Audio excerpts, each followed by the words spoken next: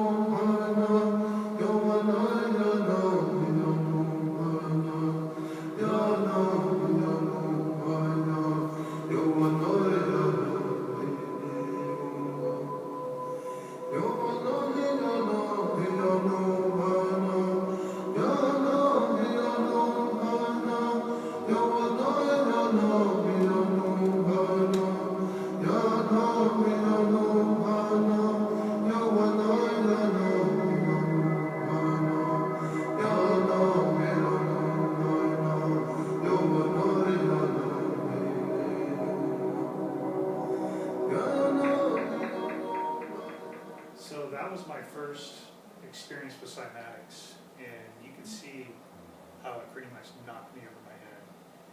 Seeing the self-similar fractals and the different vibratory patterns that were appearing in the water, I wanted some kind of way to understand what I was seeing. I was like, what the heck am I seeing? How can I explain this? And I knew it had a direct connection to my path with meditation, and for me it explained how I felt and how I perceived energy after meditating. So after scouring the internet, I ran into Dale's video, and it totally blew me away. It dealt with a science called sympathetic vibratory physics, and it answered a lot of questions for me. So I decided to drive all the way out here to Livingston, California, to visit Dale and to learn a little bit more about sympathetic vibratory physics. And at the same time, I was experimenting more with cymatics and building different type of rigs and different setups. And it also deals a lot with lighting perspective as well. As you can see, this was more of a flat lighting perspective with a hole punched down the center. You can see the vibratory phenomenon take place, but it's not as refined. And so I learned that through the angle of the lighting and through the perspective, it was the more organized the patterns were. And once again, it kind of lined up, philosophically of how I understood it, like, if you're getting the right perspective on something and you're shining the right light on it, you're going to get the right reflection back at you, or a more desirable reflection. So this process really taught me how to refine myself as well as how to just understand, physics better. So now cut to coming to the Pond Science Institute, and I don't know, about 10 books later that Dale's given me that I probably only read little bits and pieces of. But they've given me clues, and just like most of the stuff that I've learned, it's all been intuitive.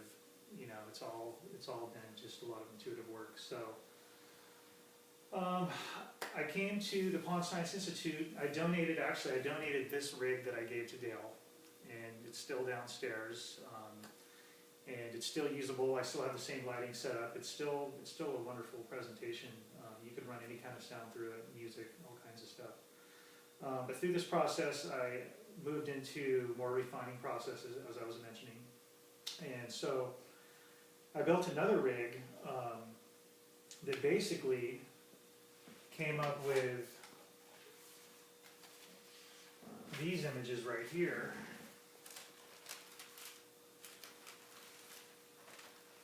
Which pretty much showed me that I was in the right direction with coming to the Pond Science Institute, because it kind of lined up with what I thought was the geometry of Keely's 3-atom molecule. And during this stay, I've been learning geometry during this whole process too, to kind of understand what the heck's going on. I traced out the geometry of Keely's 3-atom molecule right on top of it, and it's a perfect match. So,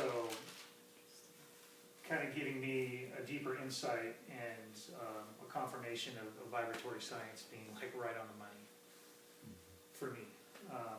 And then on top of that, I traced out the cosmological circle, which is also a perfect match.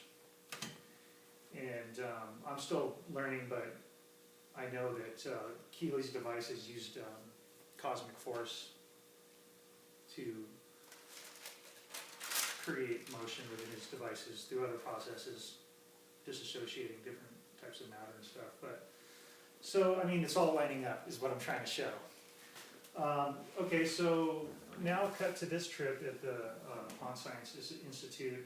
I've been looking into refining my projects, and so I created a different setup, which I'll show you guys in a minute. I'll take you guys downstairs, and I guess the overall vision is I'm starting to realize the importance of imaging, vibratory imaging in this science, because we have Keely's charts, we have Walter Russell's charts, we have all these different ways to look at physics in the two-dimensional form, sketched out on paper, and I think this kind of complements that, and it's the answer.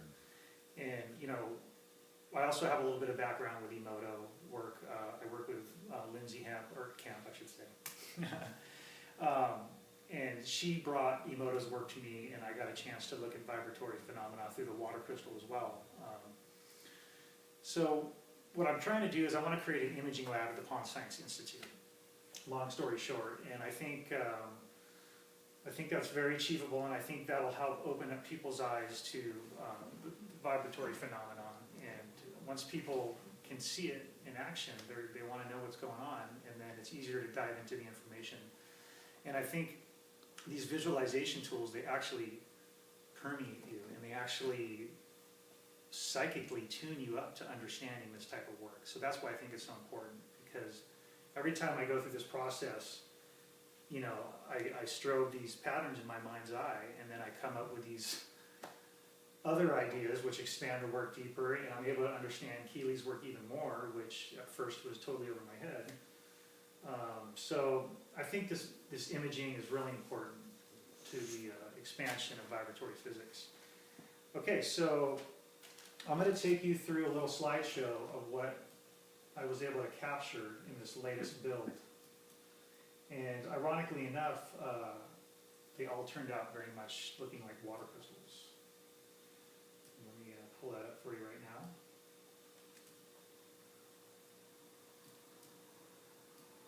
Okay. So let's go slideshow.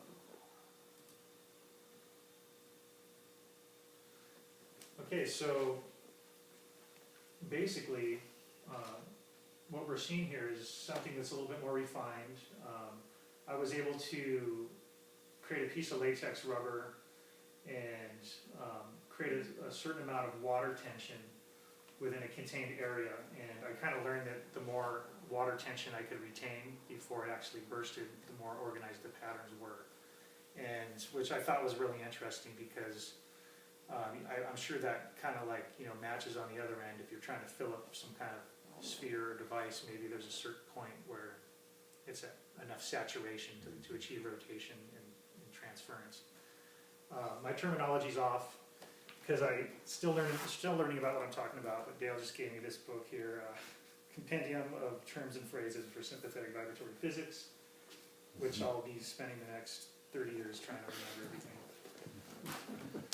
So these are the patterns, and once again, I mean, they just kind of knocked me off my seat, and I just thought it was a really interesting correlation to possibly having a Moto's water crystal lab here. It's something that we've been talking about. I don't know if we're going to be able to achieve it, but every time Lindsay and I get together, it's like stuff happens, and it's always high level. And so I imagine it's going to go down. Yeah, so these are some of the images. We won't spend too much time on them. They're all pretty much relative, but I'll take you through. Maybe like this will be really quick. I'll just scan through the images.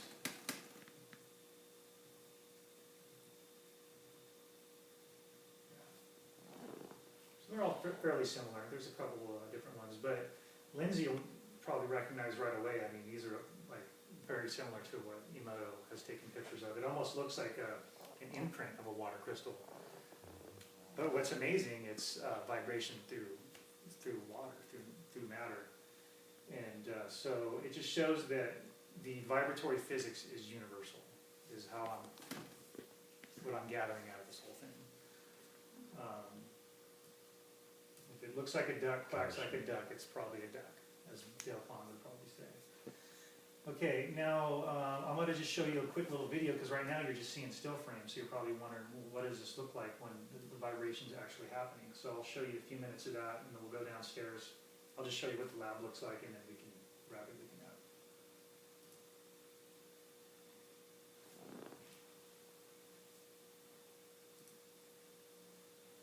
So it goes through different modes. This is kind of like an early mode of vibration. And as I increase the amplitude, the patterns start to manifest and they start to transfer into different higher modes of vibration. And so, it's kind of cool. You can, like, say, you push stop on any of these. And there your glyphs are.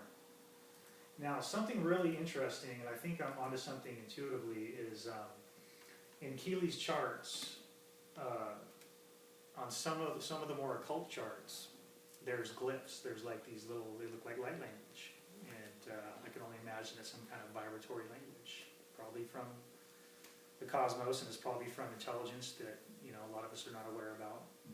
And I have a feeling that these can be translated on certain levels, and I have a feeling that these vibratory modes and patterns are not only showing us what's happening through matter, but it's also probably some kind of language, because if the universe's force of vibration is everything, then it's obviously language too, or some form of communication.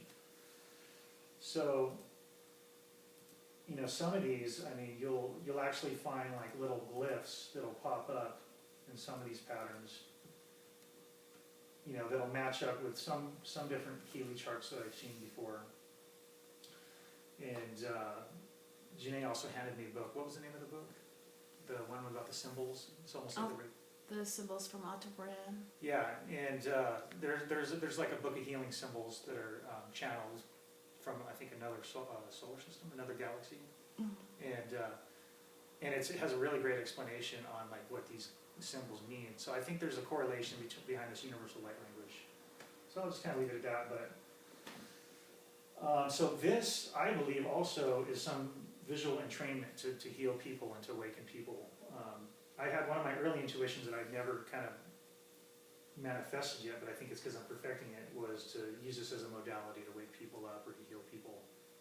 And I think it's happening. It's unfolding. So yeah, so here's some of the later stuff that I caught. Wow. It's kind of interesting. I'm sure Dale probably sees that. Wow. Once again, it really looks a lot to me like the same proportions as like a Keely's 3-atom molecule. You could, and eventually what I want to do is I want to, like I've done on these, I want to go choose a series of these images and just start mapping all of them and just start, mimicking some of Keely and Walter Russell's charts and learning what their language was, how they were actually observing these vibrations. It's pretty unmistakable that like you can just map out these images and it just lines up perfectly geometrically. It just kind of shows that the vibratory science is right on with the universal universal force. And okay, so that's concludes the first part of the presentation.